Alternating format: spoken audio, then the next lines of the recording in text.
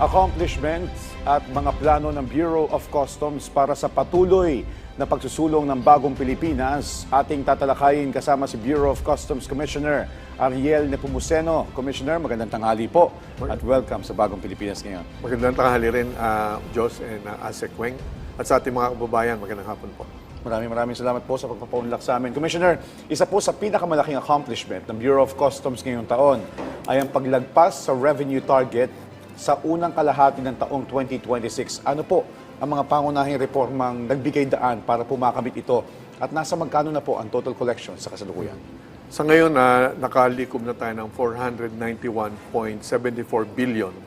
Yan ay lampas ng 11.7 billion sa target. Ibig sabihin, yung inaasahan na koleksyon, nahigitan natin yun. Kahit nagpapasalamat ako sa ating mga tauhan sa Bureau of Customs. Ang dahilan dyan, unang-una, yan ay commitment namin kay President Bongbong Marcos when I took my oath. Malinaw yung bilin niya na dapat ma-deliver namin yung tamang koleksyon. Yan ay magagawa lang naman, basic mathematics. Magagawa lang naman namin yan at nagawa natin yan dahil sa basic logic. Kapag tama naman ang computations natin, tama yung magiging koleksyon. Ang tamang computations, meaning, meron tayong paghihigpit dun sa classification, sa evaluation, hanggang kabuuan ng sistema natin, kailangan mahigpit dyan ang mga pinuno ng Bureau of Customs. Sa tingin ko, yun ang unang-una. At pangalawa, gusto rin naman ng mga tao natin sa Bureau of Customs na makapagtrabaho ng tama, makapagsilbi ng marangal, kaya't yung panawagan natin sa kanila na panahon na para bigyan natin ng mas mabigat na timbang ang interest ng bansa kaysa dun sa sarili, di ba? Tumugo naman sila dyan. So sa tingin ko, kumbaga sa salita, excited din naman sila na makadeliver tayo dun sa panawagan ni Pangulong Bongbong Marcos dahil yung mga pondo na malilikom natin sa Bureau of Customs, yan yung gagamitin para din pondohan yung mga proyekto na makakatulong sa ating mga kababayan. And then at the same time, of course, kapag meron namang pagkakamali, I'm not happy with that. Kapag nagkaroon ng kakulangan yung ating mga tuwan, yan ay kagad nating dinidisiplina. So the totality of the approach of giving the correct direction, the right commitment, and the consistent monitoring of what we're doing every day, yun yung nakatulong talagang makalampas tayo dun sa ating inaasahang koleksyon. So speaking of collection, Commissioner, hindi lang isang buwan, kundi sunod-sunod na nalampasan ng BOC yung collection targets ngayong taon. So paano niyo po napapanatili yung ganitong momentum habang pinapadali rin yung kalakalan para sa mga lehitimo na mga importer at saka exporter? Yes, Asek Weng, dalawang bagay. Una-una, inilagay natin yung mga tinatawag natin na mga management tools upang mabantayan natin performance halos araw-araw.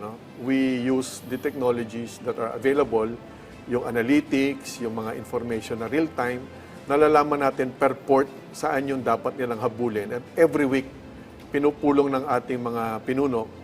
Minsan kasama ko, madalas yung aking dalawang deputy commissioners na in charge sa collection, pinupulong nila lahat ng port collectors. Ang port collectors sa kanilang mga pantalan, yun ay nakakatulong sa kanila. Nag-react positively on management. Pangalawa, sa tingin ko, talagang dapat dire-diretso lang yung aming pagbabantay sa isa't isa so that we can continuously be on guard na hindi kami malusutan. Ngayon, doon sa tinatanong paano natin titignan yung bilis ng pagpasok, pagproseso at pagpapalabas ng mga kargamento, doon naman sa pagbabantay na huwag makapasok yung mga bawal, ang lagi kong pinapaliwanag dyan, hindi natin dapat yung balansehin. I don't believe in that. Dapat maghigpit ka, period. Yung mga bawal. Wala nang paliwanag kasi once you entertain the idea that you have to balance between trade facilitation and enforcement versus the illegal entry of smuggled items, doon ka na malilito eh. So sa akin, ang utos ko sa lahat, na sinusunod naman nila, kapag bawal, period, bawal yan. At panagutin natin yung mga sumubok na magpasok ng mga maling kargamento. At yung pagtatalima, pag-aruga, at pagtugon sa mga hinihiling ng ating mga importers, exporters, gawin natin yung kagad-kagad. Wala akong balancing doon. Do this very well on one hand and do the other task on the other hand, sabay nating gawin. Okay. Well, Commissioner, speaking of pagpapasok ng mga maling kargamento, nagdeklara na rin po ang BOC ng all-out war laban sa smuggling. Ano po ang mga estratehiya ng Bureau upang masugpo po ang mga sindikato na patuloy na nagpapalusot ng mga kontrabando sa bansa, maliban po dito sa mga nabanggit na management tools, analytics, at pagbabantay sa isa't isa? Ganun din, dalawang bagay din yan. Ano? Bukod sa lagi nating paghihigpit sa mga tao natin, given naman yon. Given yung mga utos natin, halos araw-araw, 24/7 ang trabaho namin. Ano? Unang-una na malaking pagkakaiba na ginagawa natin ngayon. Ano? At totoong meron ngayong magandang kooperasyon at pagtutulungan yung iba't ibang ahensya. Yung salitang the whole of government approach, hindi yan lip service ngayon. Hindi kaya ng Bureau of Customs na magawa ang trabaho, lalo na sa enforcement side, meaning yung pakikipaglaban doon sa mga smugglers. No? Hindi yan kaya ng Bureau of Customs. Kailangan namin ng iba't ibang ahensya. Halimbawa, ang National Bureau of Investigation. They have the better capability to do the investigation and then the case build-up. Kailangan namin sila. At meron din silang kakayanang magbigay sa amin ng maganda at timely na tinatawag na intelligence na ina-action na namin.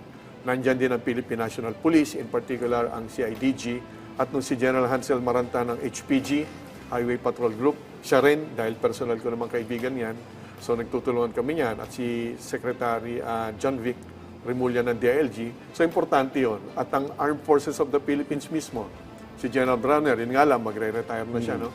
So tulong-tulong kami dyan, kasama na rin ang Philippine Coast Guard. Ngayon, gusto ko ma-expand sana to, I will request a meeting with the LGUs na tulungan din kami. Halimbawa, malaki matutulong ng LGUs eh.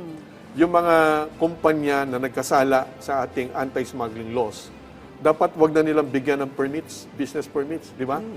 So wag nang paulit-ulit yung problema, then we will confront them again sa paikot-ikot. So again, so bukod sa mga ginagawa na natin araw-araw, yung pakikipagtulungan ng iba't ibang ahensya na timely at wala kaming hulaan sa isa't isa, importante yun. Kaya effective, makikita nyo sa mga balita, joint operations between BOC, NBI, DILG, tuloy-tuloy yan. Tuloy-tuloy yan. Oo.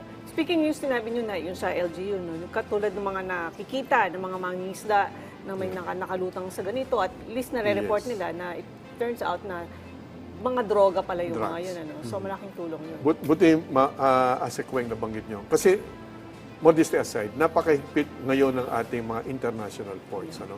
Again, nagpapasalamat ako sa mga tauhan natin sa Bureau of Customs, lalong-lalo na yung aming enforcement at intelligence groups. Ano? Kaya't yung mga smugglers, nag-iisip sila din ng ibang paraan. Paano sila makakalusot? Kung mahigpit sa mga pantalan, ang ginagawa nila ngayon, yun nga, itinatapon lang nila. Pero may mga trackers yan eh. Itinatapon nila yung illegal drugs sa dagat at may pick up niyan. Kaya lang, dahil nga may mga mamamayan na rin na nagtitiwala sa pamahalaan, isinusumbong nila ito doon sa mga local officials. At to be grateful doon sa mga iba't ibang ahensya, ang police, halimbawa, at ang Coast Guard, dali naman nilang hinuhuli yun. Ano? So maganda ngayon yung kooperasyon ng gobyerno at yung mga mamamayan natin. So, Commissioner, no, bilyon-bilyong pisong halaga nung yun nga illegal na droga at iba pang smuggled goods yung nasamsam ng BOC ngayong taon. Nakakalahati pa lang tayo, ano? Ano po yung masasabi ninyong pinakamalaking hamon ngayon sa paglaban sa smuggling, lalo na sa paggamit ng mas makabagong paraan ng mga sindikato? Katulad nga nabanggit ninyo na yung mga illegal drug traders, meron silang tracker doon sa mga tinatapon lang nila sa dagat na mga ganung items. Alam niyo, Asek, maraming pera ang mga smugglers. Sindikato yan. At malaki ang kinikita nila dito sa mga illegal nilang ginagawa. No? Ang malaking hamon, na meron naman na tayong solusyon, ang malaking hamon ay kung paano ba talaga mapapanagot hanggang dun sa mga totoong may-ari ng puhunan. Sino ang mga nasa likod? Sino ang mga financiers, operators, at protectors? Sino ang mga tumutulong sa kanila? Kailangan yan ang mahuli natin. Hanggang di natin nahuhuli yon, tuloy-tuloy lang to.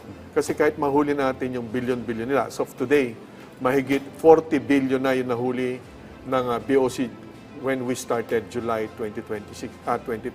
Ano? More than 1,090 successful operations na nagawa namin, yielding to 40 billion plus worth of smuggled goods. Ano? Ngayon ganito. Ang solusyon naman dyan, nung nakaupo pa si President Ombudsman Boying Remulla, na dating Secretary of Justice, tinanggap natin na yan ang pinakamalaking hamon. Paano natin mapanagot at mananalo sa korte. So yung sinasabing certainty of conviction, tinanggap namin yan. So ang solusyon dyan, sa simula pa lang, kailangan nagtutulungan na ang National Prosecution Service, yung mga piskal ng DOJ, at ang NBI for the investigation. Kaya very soon, hopefully within the month, magpipirmahan ang BOC, NBI, NPS, of course, DOJ yan at Department of Finance. Pag nagpirmahan niya, magiging institutionalized na ang pagtutulungan ng tatlong ahensya upang sa case build-up pa lang, investigation, hanggang filing of case, prosecution, mas malaki ang chance nating manalo sa kaso at therefore mahagip natin yung mga talagang nasa likod. Hindi lang yung mga helpers, drivers, para matigil talaga to. Okay.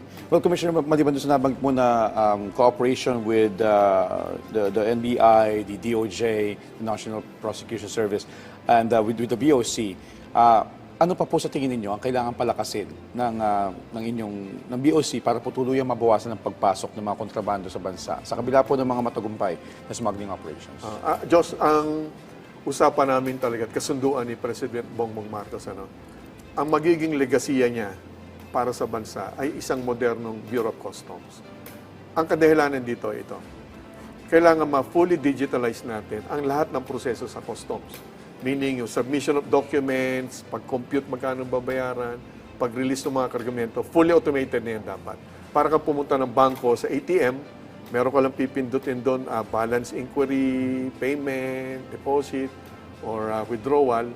Dapat yan ma-modernize. Ngayon, pag na-modernize natin ang lahat ng proseso sa Bureau of Customs, 100%, hindi po pwedeng 80%, hindi po pwedeng 95%. Pag may diskresyon, may problema. Nandun ang pagkakataong gumawa ng kalokohan. So, kapag na-fully digitalize natin ito, yung tinatawag natin full digital transformation of the Bureau of Customs, yun talaga ang magpapatigil sa problema natin ng buong bansa sa Bureau of Customs. Okay. So sir, kasabay din po nung nabanggit na modernization at saka digitalization ay kailangan pang mag-level up ang operasyon ng BOC. Paano po makatutulong itong digitalization sa pagpapabilis ng customs clearance habang pinipigilan yung korupsyon at smuggling? Kasi sabi nyo dapat fully digital na siya, so wala na masyadong interaction ng mga tao. Dapat yun, asikawin ganito. Pag full digitalization, again, i-visualize natin, parang bangko. Pag pumunta ka sa ATM, familiar naman lahat ng ating mga kababayan dyan. Meron kang ATM card. Yes. Wala kang kausap na taga-bangko. Ganon din dapat sa customs. At sa ibang bansa, ganon na ngayon. Kailangan maghabol na tayo eh. Naiwanan na ang Pilipinas dun sa global standard kung ano ba dapat ang Bureau of Customs. Dapat wala ka nang kausap. Puro digital transaction na. Meron ka na lang kausap sa bangko kapag yung ATM card mo naipit, di ba? Maghahanap ka ng kausap. Otherwise, generally, wala ka namang kausap eh. We can do that also. And the technologies are available. In our case, we are now exploring the Singaporean technology in a private-public partnership approach na baka matatapos na natin finally ito. Ngayon, ipaliwanag ko lang as a Kweng Diyos. May nagtatanong bakit halos isang taon pa bago mangyari yan. Ang sagot dyan, meron kasi tayong procurement process. Unlike in the private sector, pwedeng bigla-biglaan yung Instant. utos dyan eh. Tayo may susundin tayong proseso. Meaning transparent, competitive, at lahat ng magagaling, maglaban-laban sila, sisiguraduhin naman natin mangyayari yan. Napakita naman namin yan nung ibinibenta natin, ino-auction natin yung mga mamahaling mga sasakyan. Naka-Facebook, YouTube Live yan. So, gagawin natin yun. So it takes time, give or take 10 months to 1 year, magagawa na natin yung commitment natin, ma-digitalize ang ating Bureau of Customs. Okay. Commissioner, ito tanong ng ating mga kababayan ito dahil hindi rin lingid sa publiko na kahit saang ahensya ay meron talagang hindi maiwasan na may mga tiwaling tauhan. Kumusta po ba ang Bureau of Customs sa ngayon? Ganito yan. Hindi pa tayo tapos doon. Of course, hindi naman tayo mambobola. Natapos na yung problema. No? Subalit, nakakakita na tayo ng magagandang improvements. May mga pagbabago na. Kinukumit naman natin, tuloy-tuloy lang yung ating gagawin upang maging mas malapit tayo dun sa ideal situation na halos wala na yan. Again, ang solusyon dyan talaga, digital processing, the full digital transformation of the Bureau. Ngayon, habang inihintay natin yan, tuloy-tuloy ating paghihigpit, tuloy-tuloy na ating pinananagot yung ating mga tauhan, I'm not happy with my former decisions, but I had to do that. We had to remove people. Nagtanggal na tayo ng mga tauhan na napatunayan natin may mga pagkakamali. Matataas na opisyal, mid-level management, mga ordinaryong tauhan. Marami na tayong kinasuhan na rin. Ano? At hopefully, tumigil na sila doon sa pagsubok na gumawa pa ng mga mali. Ano? Ngayon, gusto ko lang ibalita na natutuwa rin naman kami. When we took over July last year, ang customs ay nangunguna sa listahan ng ARTA na Yes. most complaint agencies. Di ba? Number 1, number 2, number 3, doon lang umiikot ang customs. Ano? But nung bandang Disyembre na, naging number 10 na lang ang customs. Natutuwa kami. At sa ngayon, wala na kami sa listahan. Wow. Wow, Wala na kami sa congratulations. listahan. Major accomplishment. Yes. Yes, natutuwa ko dahil kahit papano, no? But hindi naman ibig sabihin wala nang problema. Marahil may problema pa rin, subalit nabigyan na namin ng paraan kung paano namin mapapakinggan at matutugunan, maaksyonan yung mga problemang ibinibigay sa amin ng mga, ipinupukol sa amin ng mga publiko. Ang laking improvement to na from Yes, so- 1 to third division, tapos, possession, top 3. Ngayon wala na kayo sa listahan. Wala na. Ano kaya yung top 1 niya? Yun lang, yun lang. Anyway, sige, patuloy na lumalawak ang kalakalan ng Pilipinas sa ibang bansa. Paano naman, sir, ninyo binabalanse yung pagpapabilis ng trade facilitation habang nananatiling mahigpit ang border protection laban sa smuggling at iba pang illegal na aktibidad? Yun nga po, Asekweng, ang lagi kong pinapaliwanag, again, wag na naming balansehin yung trabaho na yan. I'm not a believer of this balancing act. Sa akin, dalawang trabaho yan. Tuloy-tuloy ang paghihigpit, bawal ang agricultural smuggling, bawal ang undervaluation, misclassification, all those forms, all those techniques para dayain ang ating pamalan, bawal yan. Walang rationalization. On the other hand, lahat naman din ng illegal drugs, lahat. So gawin nila ng tama to, mahigpit to, gawin din nila ang collection, trade facilitation, tama, gawin namin sabayan. Somewhere along the way, magdudugtong yan. Okay. Commissioner, muli ninyong iginiit ang one-strike policy para sa mga tiwaling kawani ng Bureau of Customs. Ano po ba yung mensahe ng pamunuan sa mga empleyado ng BOC, maging opisyal o sabi nyo nga, mas ordinaryong empleyado, gaano po ninyo kahigpit ipinatutupad ang inyong paalisin na one-strike? Alam ng aking mga tauhan, ng mga tauhan natin sa Bureau of Customs, na hindi yan pronouncement lang. We've done that. Haba ng taong pinanagot natin. Inulit ko lang yung announcement. Kasi naman dapat napakalinaw naman talaga sa ating lahat, Bureau of Customs, na yung binabantay natin doon tong pera, hindi namin pera kasi yan eh. Pera yan ng bansa. So dapat lang talagang pangalagaan natin yan at walang second chance. Kapag malinaw yung pagkakamali, alam mo naman yung trabaho mo. No? So, pag nagbigay ka ng second chance, lahat hihingi na ng second chance. Lahat na magkakamali. So, yung one-strike policy is a minimum obligation that we have to do in the Bureau of Customs. Again, because we have to protect the interests of the Republic dahil pera to ng bansa. Kung pera ko to, baka ibang usapan, no? Mahaba pasensya mo siguro, Yes. di ba? Pero hindi naman natin pera to. At alam naman natin na nangungutang ang bansa para mabuo yung buong budget. Then, kukupitan mo pa yung pera ng bansa. So, malaking, yan, kumbaga, mortal sin yun. So, we have no choice. Okay. And by now, naka-isang taon na ako, no? Kaka-isang taon ko lang. I started July 1. So, malinaw na sa mga kasamahan ko. At again, nagpapasalamat ako. Maganda naman yung kanilang response. That we are serious in reforming and transforming the Bureau of Customs. Again, bilin ni Presidente Bongbong Marcos, when I took over, when I took my oath, dalawa, get the proper collection and good governance. Pangako ko yan na personal at yan ang gagawin ko habang ako ang commissioner. Okay. Well, Commissioner, ito nabanggit mo na ito kanina pero we just want to confirm and reiterate. Mayroon na po ba mga opisyal o kawani ng BOC na nasampulan itong one-strike policy? Ano po yung maaaring maging aral dito para po sa iba pang empleyado ng ahensya? Dapat gawin na natin tama.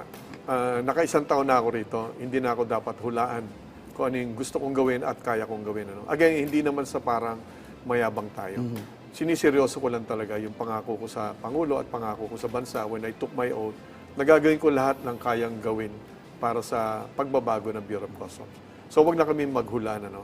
At mahaba na yung lista, hindi bababa sa 20 yung mga natanggal natin at ilan doon mga kinasuhan pa natin. Ano? Ano to mga regular employees? Yes.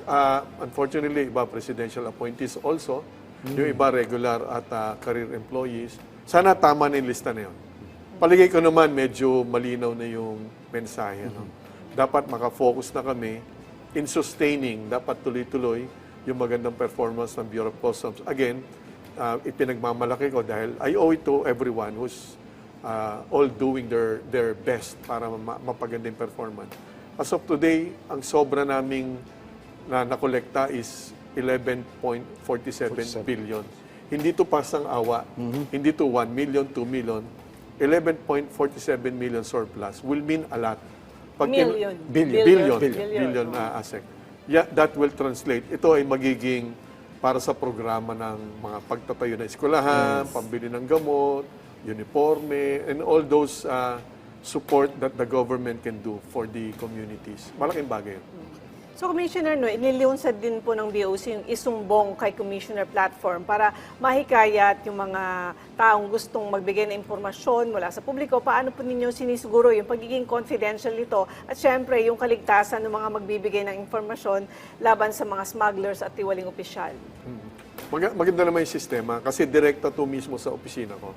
Nung malaman namin na maraming mga kababayan natin na nagre-reklamo laban sa BOC, lalong-lalo na when we took over, ang sumalubong sa amin yung balikbayan boxes issue. Oh, yes. Yung mga kababayan ba nating OFW na nag-ipon ng kanilang mga ipampapasalubong sa mga mahal nila sa buhay dito sa Pilipinas, nag-ipon sila pero pagdating dito ng balikbayan boxes sila, iniwanan ng mga kumpanya doon sa pier at ang sinisisi Bureau of Customs.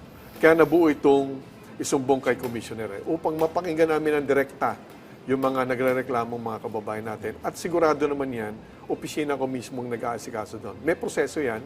At sa ngayon, natutuwa naman ako, more than 90% ng lahat ng isinumbong doon sa isumbong kay Commissioner, natugunan naman natin yan. At may mga feedback sila, nagpapasalamat, yung iba nagpupunta pa sa opisina, yung iba naman kami nagpupunta sa kanila. Karamihan na reklamo kasi balikbayan boxes talaga. Accreditation, yung corruption nasa pangatlo, yung mga humihingi ng pera. Pero sana pwede kong banggitin pagkakanto, marami tayong mga kababayan na luloko halimbawa nung lab scam, kasi pumapasok din niya sa isumbong kay Commissioner Magkakaroon sila ng kakilala through the internet, social media, and then magkakaroon sila ng parang pagmamahalan, di ba, relasyon, and then padadala siya sa umpisa ng pasalubong from abroad, and then pangatlo, sasabihin sa kanya, kawawang Pilipina, madalas Pilipina, meron na iipit na kargamento sa customs na may lamang mamahaling jewelry or may pera at ang sinasabi, kailangan silang bigyan ng $1,000. Yun ang normal, $1,000. Baka sa sinasabi ko na ngayon, magawin nilang $900 na lang. So magpapadala naman yung umaas at nagtitiwalang Pilipina doon sa foreigner, papadalan doon sa, magaling din GCash, hindi mo matitrace basta-basta. Binabanggit ko to dahil marami ng ganito na isumbong kay Commissioner na nakikita ko. So dapat, huwag basta-basta magtiwala. Yung love story nila magiging love scam. Okay. Well, ito Commissioner, balikan ko lang yung smuggling. We admire yung inyo pong commitment sa pagbabago sa reforma ng BOC. Pero ano pong mindset ninyo? Personally, kung sakasakali man na, kasi hindi birong halaga yung nawawala sa bansa. At nabanggit nyo nga po, with this year, 11.47 billion yung inyong nalampas o lumampas na sa inyong target. Pag malalaking tao na yung involved, ano pong mindset ninyo sa ganung kaso? Ako kasi ganito yan maliit na krimen, malaking krimen, pareho lang yan Pag pinayagan mo yung maliit, lalaki yun. Pag naman natakot ka sa malaking krimen, hindi mo na ginagawa yung tungkulin. Medyo pangit pakinggan to. Hindi naman tayo natatakot makipagbanggaan sa kanila. Dahil hindi naman ako mag-isa. Again, kasama natin ang maraming ahensya ng pamahalaan. At sa tingin ko naman, ang publiko naman ay humihingi na ng tama. Dapat nagawin tayong lahat. Sa pamahalaan, gawin natin lahat ng magagawa natin upang gawin yung tama. So, malaki, maliit yung binabangga natin. Tuloy-tuloy lang tayo dyan. In fact, alam ng marami sa opisina ng Customs ngayon, pinapahuli namin yung mga naiulat na merong smuggling operations. Hindi ko na tinatanong sino nasa likod. Malalaman na lang namin later on kung sino yun.